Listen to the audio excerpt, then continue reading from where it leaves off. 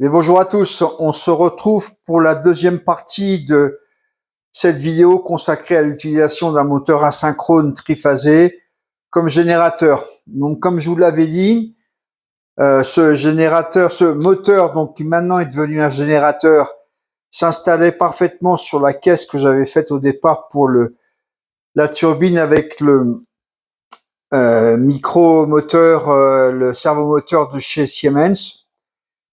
Donc exactement les mêmes trous de fixation et le même diamètre d'épaulement, donc nickel. Par contre, il a fallu que je fasse quelques petites modifications de perçage dans les plaques qui tiennent les injecteurs. La roue utilisée pour l'instant, ce sera la roue donc américaine, la roue à 12 objets. Si ça fonctionne et si les performances sont bonnes, je monterai à la place la roue qui est actuellement sur la turbine qui fonctionne, qui fonctionnera quand il y aura de l'eau, la roue de chez AG Hydro en Italie, chez Alessandro. Et donc pour l'instant, on fonctionnera avec des injecteurs fixes. Ça me permettra de pouvoir avoir une comparaison vraiment idem entre les deux turbines avec les deux mêmes types d'injecteurs. Voilà, donc quand je ferai l'essai sur la turbine actuellement avec la roue de chez AG Hydro et le générateur américain, je le ferai avec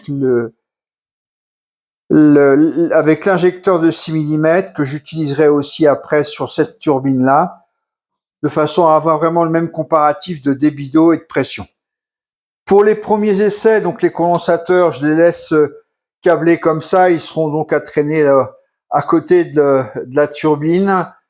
J'ai pas envie de tout démonter actuellement et de remonter ça ici en bout du câble électrique de la turbine. Donc les condensateurs seront près du moteur. Plus tard, si ça fonctionne, les condensateurs bien sûr seront dans le local technique.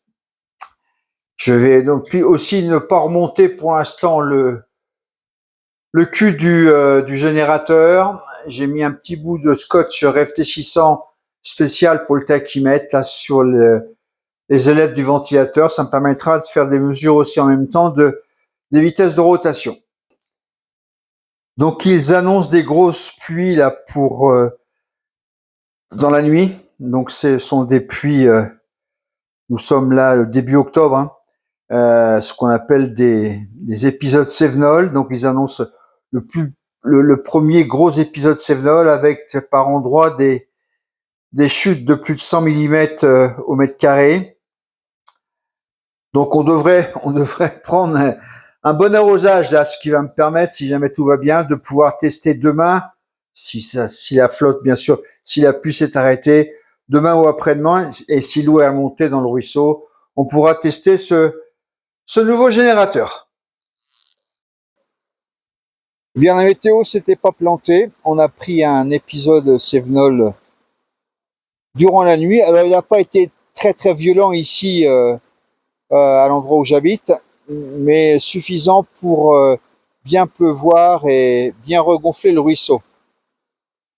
Alors là, pendant quelques jours, je vais pouvoir un peu m'amuser, vérifier mes nouveaux réglages, mon nouveau générateur, et voir si ça vaut le coup d'aller un peu plus loin dans le développement de cette turbine Pelton avec un moteur triphasé asynchrone comme générateur.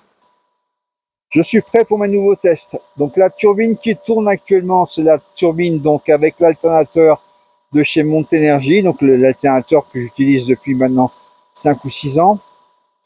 La roue actuelle, c'est la roue de chez AG Hydro, donc 22 objets, à peu près une vingtaine de centimètres. Et la nouvelle turbine avec le moteur asynchrone triphasé monté en générateur, lui est équipé actuellement de la roue Montenergie, donc américaine, qui n'a que 12 objets. Donc elle est moins performante. Mais pour l'instant, on va faire les premiers essais comme ça. Si ça vaut le coup d'aller plus en avant, je démonterai la roue de chez AG Hydro pour pouvoir faire les essais avec. Actuellement, la pression est de 5,4 ou 5,5 bars.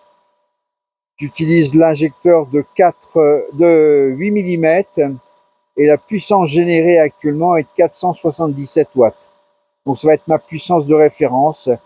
Je vais voir ce que donne maintenant la nouvelle turbine. Bon, on se retrouve dans l'atelier quelques jours après là, les tests que j'ai effectués. Donc hélas, j'ai perdu 2 ou 3 rushs vidéo là, des essais. Alors, ça montrait juste en fin de compte la turbine en fonctionnement sur site. Pas un grand intérêt. Par contre, j'ai noté bien sûr tous les résultats et je vais pouvoir vous expliquer. Je suis pas convaincu donc du fonctionnement, de la grosse efficacité du système. Ça fonctionne. J'ai obtenu des résultats, mais néanmoins, c'est des résultats qui sont inférieurs et relativement inférieurs par rapport à un générateur à aimant permanent. Donc, je m'attendais à avoir un débit d'eau constant au fur et à mesure de la journée. Hélas, en fin de compte, il n'y avait pas eu assez de pluie pour maintenir un niveau, je dirais, un débit d'eau constant dans le ruisseau. Ce qui fait que tout au long de la journée, la puissance hydraulique, en fin de compte, le débit d'eau dans le ruisseau a baissé et ça a été un peu gênant pour les tests. Néanmoins, donc j'ai fait des tests avec tous les jeux de condensateurs et j'obtiens le meilleur résultat avec les condensateurs de 25 microfarads. Donc avec les 80, j'obtenais une puissance, donc avec l'injecteur bien sûr de 8 mm, la route chez Monténergie 12 auget, j'obtenais une puissance donc de 220 watts. En changeant les condensateurs, en passant donc au condensateur de 40 micros, j'étais sur une puissance générée du coup qui était supérieure et qui était de 320 watts. Et le meilleur résultat donc avec les condensateurs de 25 microfarads qui m'ont donné une puissance de 365 watts. Donc par rapport au fonctionnement quelques minutes avant avec la turbine et l'alternateur donc de chez Monténergie, j'avais une perte de production, une différence de production de moins 25% avec le moteur asynchrone triphasé monté en générateur. Donc le moteur monté en générateur fonctionne parfaitement. Néanmoins, ça c'est incontestable, le rendement et la production est inférieure au moteur à aimant permanent de chez Monténergie. D'autant plus que dans mon cas, comme j'ai un niveau d'eau qui est jamais constant, qui peut être très important au début de semaine et puis varier tout au long de la semaine jusqu'à la pluie suivante, fait qu'il faudrait que je change sans arrêt de condensateur pour obtenir la plus haute production. Donc, il faudrait un système avec des condensateurs montés sur des commutateurs et puis en fonction du débit d'eau jouer sur les condensateurs. Ça devient un peu une usine à gaz, d'autant plus que à chaque fois, il faudrait commuter 3 condensateurs différents. Voilà. Par contre, si vous avez un débit d'eau qui est constant, ça peut complètement fonctionner sans aucun problème, sachant que ce soit le moteur à aimant permanent ou le moteur asynchrone monté en générateur, en fin de compte, c'est un générateur de courant. La tension va s'établir relativement rapidement à la tension nominale quand il est en production. Et en fonction de la puissance mécanique, ça va être le courant qui va bouger. Si vous avez une petite puissance mécanique, on aura un courant relativement faible. Si vous avez une puissance mécanique importante, le courant va augmenter.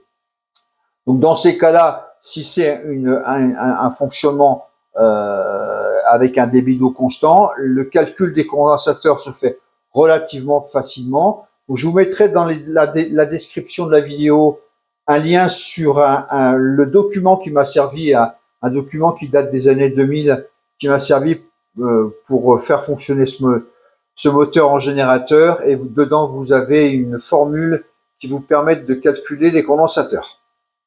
Et bien voici pour cette vidéo consacrée donc au test de ce moteur alternatif triphasé asynchrone que j'ai essayé de faire fonctionner en générateur. Ça fonctionne, mais c'est nettement moins performant qu'un moteur à aimant permanent.